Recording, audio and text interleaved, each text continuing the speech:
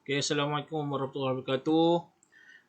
Kita akan masuk kepada tajuk subtopik yang terakhir bagi bab 2 ini. Kemudian minggu depan kita akan belajar bab 3 ni. Okey, baik. Untuk bab 2, kesan perubahan persekitaran terhadap organisasi perniagaan. Apakah kesan? Okey, dia akan beri kesan secara langsung atau tidak langsung. Okey. Jadi yang pertama, kesan perubahan dari segi aspek pasaran. Okey, cuba tengok segi aspek pasaran.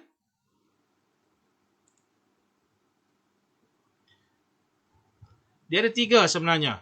Dari segi kesan perubahan aspek pasaran, yang pertama, perubahan fashion dan gaya hidup pengguna. Okey, sebelum ni, zaman saya dulu, kami duk guna CD. Sebelum CD, kami duk guna kaset. Sebelum kaset, zaman tok nenek kamu kot mungkin menggunakan dia panggil disc, laser disc. Okey, ataupun dia kata pemain cakera yang besar tu dulu. Okey, jadi bila berubahnya zaman, maka penggunaan itu dia daripada CD, daripada cakera pergi ke CD, pergi ke kaset, pergi ke CD, dan sekarang ni orang dah tak pakai dah CD. Perubahan fashion, perubahan gaya hidup. Orang lebih guna, lebih suka kita downloadkan dari internet. Okey, so ini beri kesan kepada pembekal CD. Kerana sekarang ni pembekal CD ni dia hanya mempunyai pasaran yang terhad saja. Orang tak suka dah CD. Jadi sebilangan individu yang ada suka simpan CD. Kebanyakan orang tak suka simpan CD. Jadi pasaran dia tu akan menjadi semakin mengecil. Itu trend dia. Bila trend tu dia akan, kita tengoklah. Jadi kalau kata kita nak berniaga, kita tak boleh lah berniaga CD, kita pergi berniaga macam mana? Berniaga servis. Download daripada internet dan sebagainya. Itu boleh. Kemudian kesan perubahan, ada juga lambakan barang import. Kemasukan barang import yang murah tanpa sekatan boleh menjejaskan peringkat tempatan. Contoh dia macam kereta Honda lah. Kereta Honda kalau kata kita jual dengan harga yang asalnya di negara dia, iaitu Jepun, maka ia akan menjejaskan perniagaan kereta Proton dan juga kereta Pro 2. Sebab itulah kereta-kereta import ini dikenakan cukai import yang sangat tinggi. Cukai import yang sangat tinggi. Dia nak masuk ke Malaysia, kita akan kenakan dia duty import, dipanggil duty import. So perniagaan ini, kereta Proton dengan kereta Pro 2 boleh bersaing dengan kereta Honda. Kemudian ada juga dalam teknologi, di mana wujudnya barang baru wujud, seperti kamera digital, telefon mudah alih, televisyen, pencetak tanpa wayar, menyebabkan permintaan untuk versi lama produk semakin berkurang. Jadi bila ada benda baru, benda yang lama tu kita tak mahu dah pakai. So orang bila nak berniaga kena tengok. Apabila kamu nak jual, contohnya nak jual televisyen dan sebagainya, kamu tak boleh jual televisyen yang versi lama. Tak dapat sambutan. Kita mesti jual versi baru. Baik. Kita tengok pula kesan perubahan dari aspek guna tenaga. Guna tenaga. Dalam segi guna tenaga, seperti mana yang kita telah maklum, guna tenaga ni adalah tenaga buruh. Tenaga buruh. Ni tenaga buruh yang menghasilkan barang dan perkhidmatan. Tenaga buruh yang menghasilkan barang dan perkhidmatan. Kita tahu ini adalah guna tenaga. Jadi kalau kata guna tenaga tu kurang, berada pada 4% atau kurang, maka iaitu dipanggil guna tenaga penuh. Maksudnya ramai penduduk dalam Malaysia ni dah ada kerja.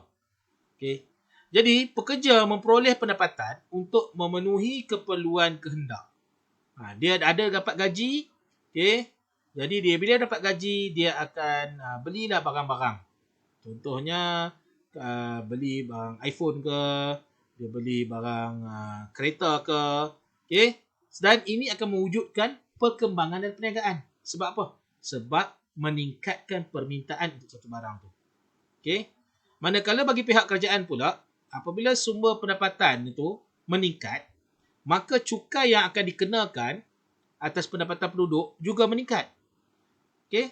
Jadi win-win situation. Dan sekiranya jika trend penurunan dalam guna tenaga berlaku, hal ini bermaksud kadar pengangguran akan meningkat.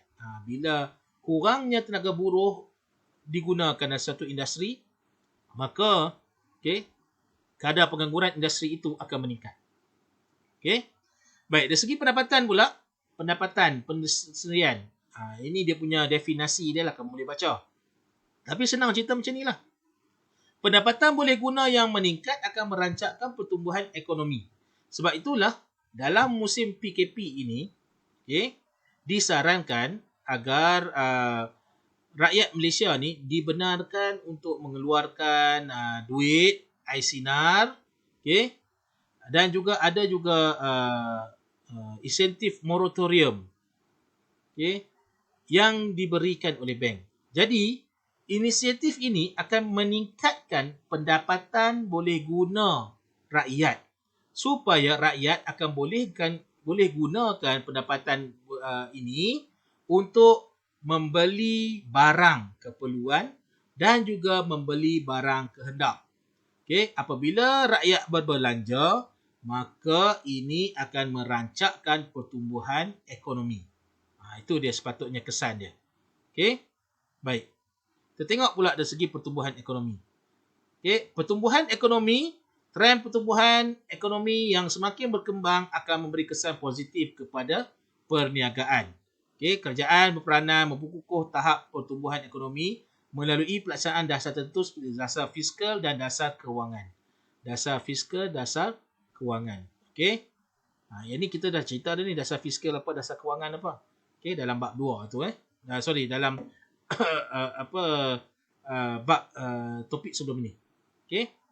Baik, seterusnya kesan perubahan dari aspek undang-undang. Dia ada 3 juga. Yang pertama, melindungi perniagaan daripada sebarang penipuan. Kesan perubahan apabila kita menggubal, meminda undang-undang, kerajaan ini akan menggubal, meminda undang-undang untuk melindungi sesebuah organisasi perniagaan daripada unsur penipuan. Contoh macam Akta Kontrak 1950. Peruntukan dia ada menyatakan bahawa setiap perjanjian perlu wujud konsep balasan atas pihak yang membuat kontrak. Balasan merupakan faedah yang diperoleh semua pihak yang menjalankan urus niaga. Jika suatu pihak gagal mendapat balasan, hal ini menyebabkan suatu kontrak batal. Contoh yang diberi itu, contoh dia nak jual rumah. Nak jual rumah. Selagi mana pembayaran tidak diselesaikan sepenuhnya, penjual tidak perlu menyerahkan rumah tersebut kepada pembeli. Kalau dah Encik Ismat ni dah bayar habis dah 300,000, maka Puan Nurbahijah ni perlu menyerahkan rumah tersebut dengan segera kepada Encik Ismat. Baik. Seterusnya, undang-undang juga mewujudkan sistem perniagaan secara adil. Sebab persaingan antara perniagaan wujud. Oleh itu, peruntukan undang-undang membolehkan sesebuah perniagaan mendapat hak dalam menjalankan aktiviti-aktiviti untuk mendapat hak persaingan yang sihat. Akta persaingan. Contoh je lah, akta persaingan. Dia bagi peluang untuk setiap perniagaan bersaing secara adil serta mengelakkan daripada terlibat dalam perjanjian persaingan. Contoh dia macam ni lah. Pencatutan. Apa itu pencatutan? Pencatutan itu bermaksud semua dalam industri itu menetapkan harga yang sama. Sebenarnya dia tak boleh buat macam tu. Harga ni mesti berdasarkan kepada permintaan dan juga penawaran. Tapi dia tetapkan harga yang sama. So, apabila semuanya mereka berpakat untuk meletakkan harga yang sama dan harga itu adalah tinggi, itu menyebabkan pengguna terpaksa membayar harga yang tinggi sedangkan kos untuk satu barang itu adalah rendah. Dia tak ada pilihan dah. Dia tak boleh cari kedai yang lebih murah. Sebab semua kedai dia menetapkan harga yang sama. Itu dipanggil pencatutan. Jadi pencatutan ni tidak dibenarkan dalam Malaysia. Okey. Baik, contoh yang diberi itu dia bagi syarikat besar luar negara lah. Biasanya ini melibatkan syarikat hypermarket. Syarikat hypermarket kadang-kadang bila dia mula membuka perniagaan dalam Malaysia, dia akan membuat satu jualan yang ada diskaun. Jualan-jualan murah. Okey. Jadi apabila kita bandingkan harga supermarket besar ini, hyper supermarket ni dengan peniaga-peniaga kecil, memang akan jelaslah bahawa peniaga kecil ni tak dapat menandingi harga hypermarket. Jadi sedikit demi sedikit peniaga kecil boleh disingkirkan. Okey. Apabila peniaga kecil sudah disingkirkan, maka hypermarket ini akan menjadi kuasa monopoli di sesebuah kawasan tersebut. Yang ni tak maulah, kita tak mau jadi contoh. Okey. Baik, sebab tu ada perlindungan undang-undang. Dan melindungi hak semua pihak dalam perniagaan. Okey. Ini bagi mengelakkan berlakunya unsur peniruan dan mengambil hak cipta perniagaan daripada perniagaan lain. Okey. Alright. Undang-undang melarang perniagaan menggunakan hak paten perniagaan bagi tujuan keuntungan tanpa mendapat kebenaran. Okey, contoh macam hak cipta lah. Ini kita tak boleh nak dia panggil kita curi-curi tangkap gambar, kemudian kita jual. Lepas tu macam CD-CD yang korup tu kita sebenarnya tak boleh jual. CD-CD gambar semua tak boleh jual. Itu melanggar hak cipta tu. Boleh dia ambil tindakan. Okey, boleh dia ambil tindakan. Okey, apa itu hak cipta ataupun paten ni? Paten ni satu hak eksklusif yang dianugerahkan oleh pihak kerajaan untuk satu reka cipta baharu, iaitu satu produk atau satu proses. Okey. Ni dia paten. Dan paten ni adalah selama 20 tahun. Selepas 20 tahun apa jadi? Selepas 20 tahun dia adalah free. Kita boleh pakai. Paten ni okey untuk tujuan perniagaan, tak ada masalah. Selepas 20 tahun. Okey, tapi dalam masa 20 tahun ini dia dilindungi. So, boleh tak kita gunakan paten ni? Boleh. Tapi kita perlu membayar kepada pemegang paten. Pemegang paten tu.